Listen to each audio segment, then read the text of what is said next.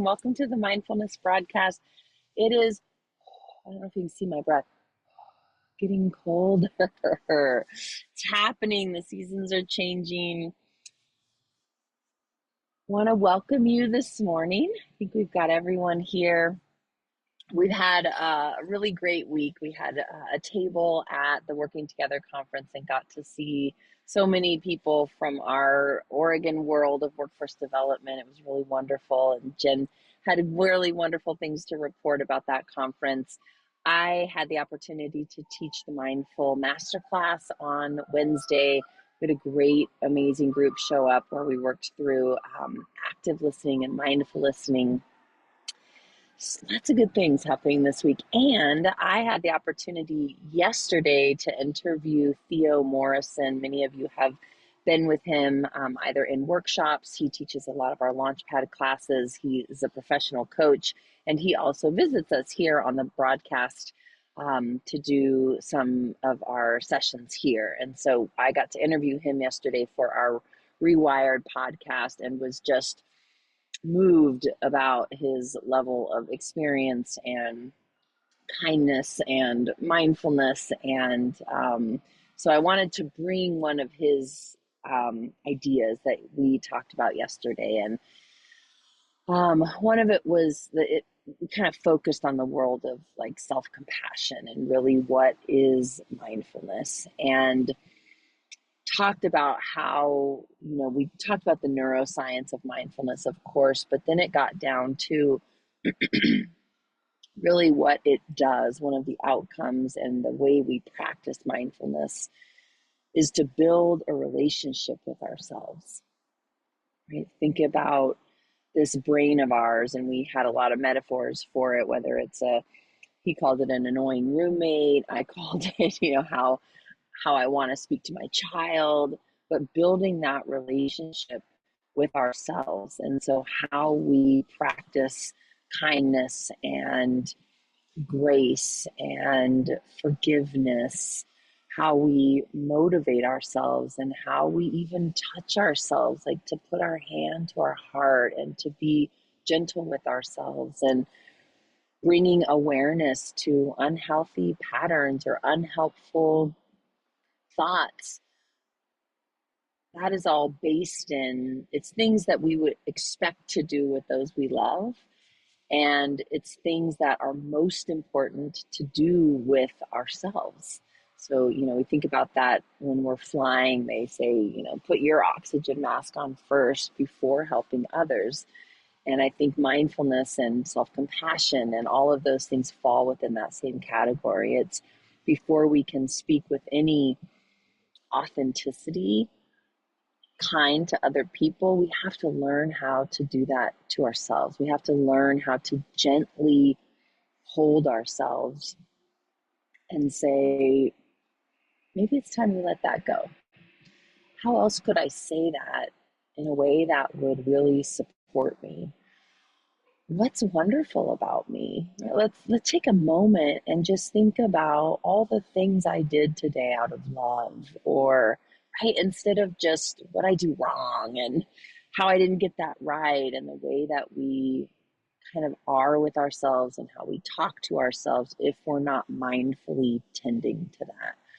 So I want to hand that little nugget over to you, because Theo handed it over to me yesterday in our Rewired conversation, and it just sat with me. I think, what it gave me was this reminder of mindfulness can look so many different ways. It doesn't have to be a sit down, quiet practice. It can be in the moment where I have punished myself, right? In whatever way that is, I can see it and notice it and be curious about it and reel it back in and repair that with myself. And that can be mindfulness too. And it's something that we can do many times throughout every single day. So with that, let's get into our practice this morning. I'm going to ask you to close your eyes or just take a soft gaze.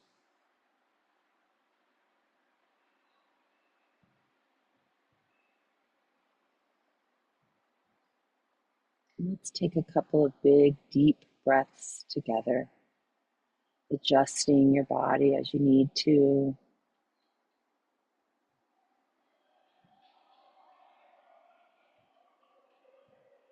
Placing your feet solidly on the floor,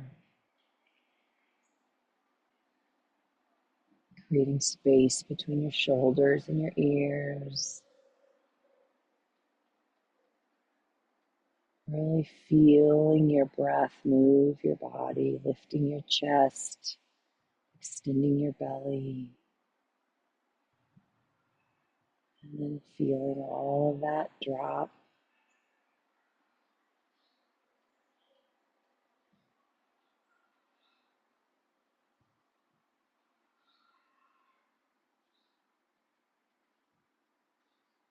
And then just find your normal breathing pattern once you've done those 3 deep breaths.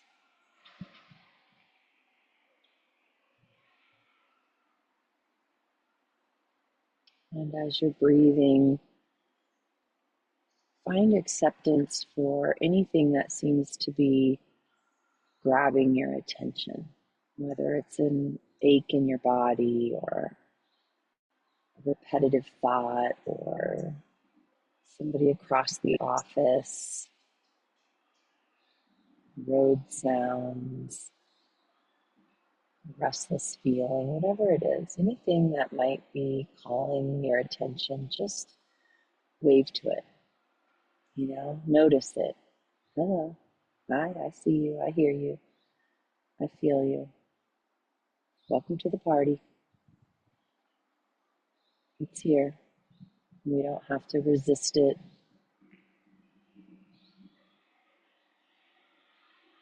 Finding ourselves in that experience and being with our breath.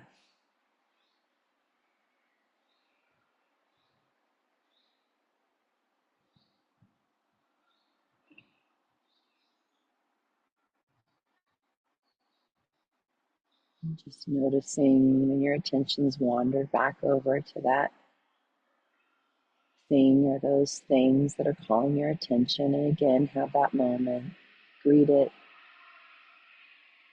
hi again, and then return to your breath.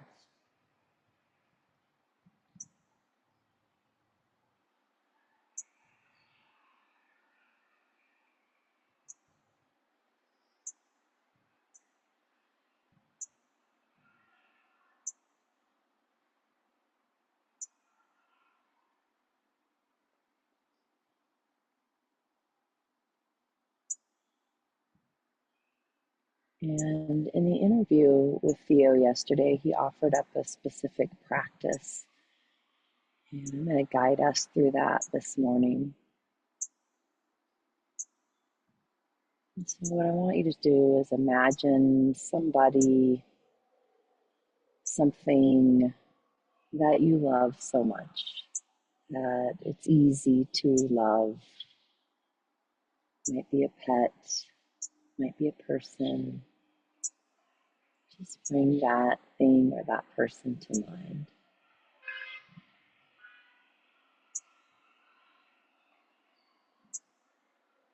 And then imagine that they've done something, right? They've broken something or they've said something. And you're offering words of kindness and reassurance to that person or that thing.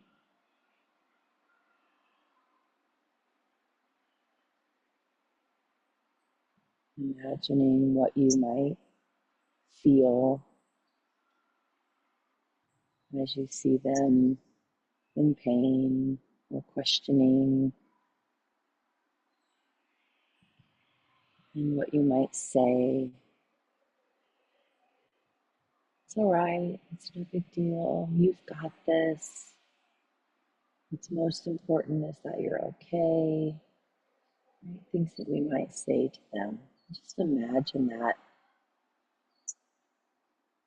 scenario playing out.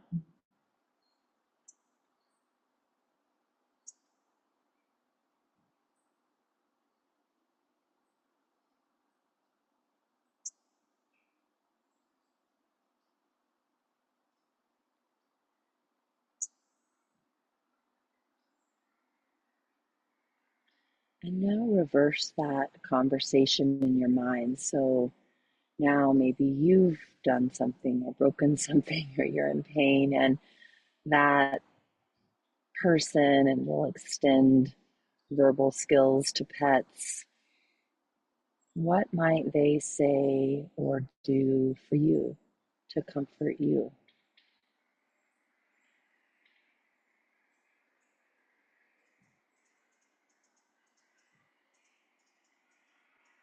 And imagine that scenario, the love or the humor, the touch,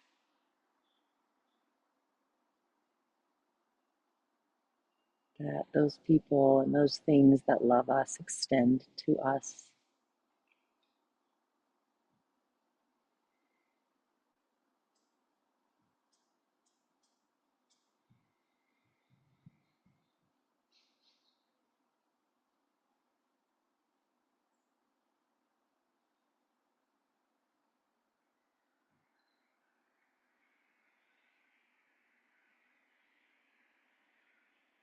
Now for the third part of this, which is to allow that languaging, that touch, and those feelings to come from you to you,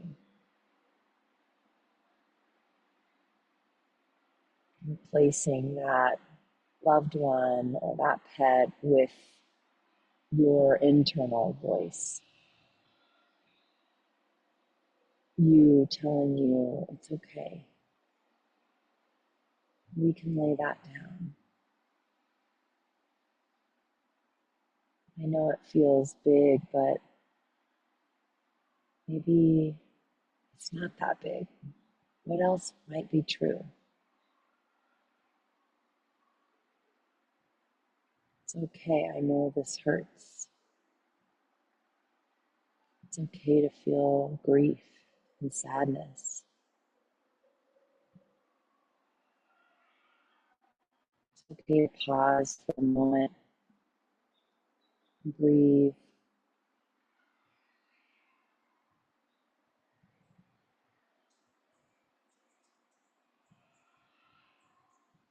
Maybe I'm just going to hug myself,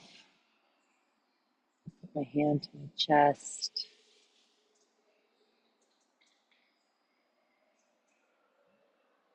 or even just have a full body shake it out.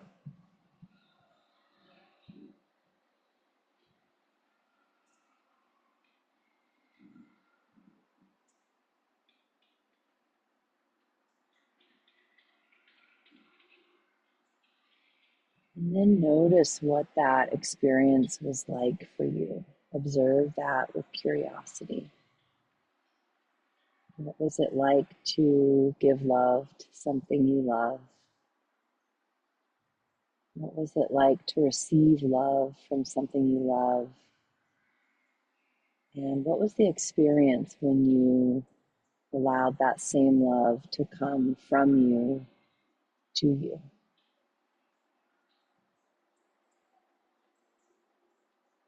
Just observing with curiosity.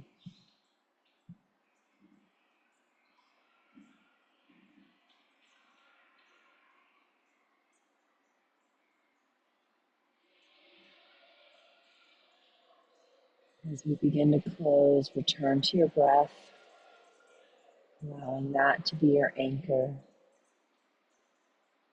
Breathing, noticing whatever distractions are left, still calling your name, noises, thoughts, sensations.